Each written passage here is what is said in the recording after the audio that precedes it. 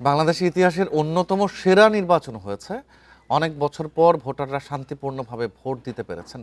ভবিষ্যতেও যেন এমন ব্যবস্থা ধরে রাখা যায় সেই আশাবাদ ব্যক্ত করেছে alliance for fair election and democracy.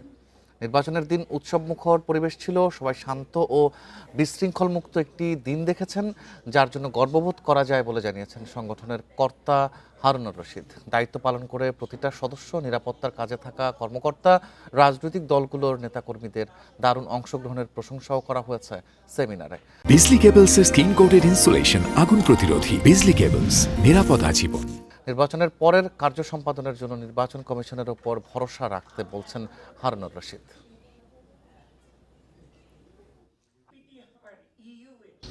নিরাপত্তা প্রসঙ্গে আমরা লক্ষ্য করেছি যে প্রায় সব ভোট কেন্দ্রে সারাদিন পর্যাপ্ত সংখ্যক ইউনিফর্মধারী নিরাপত্তা কর্মী উপস্থিত ছিলেন।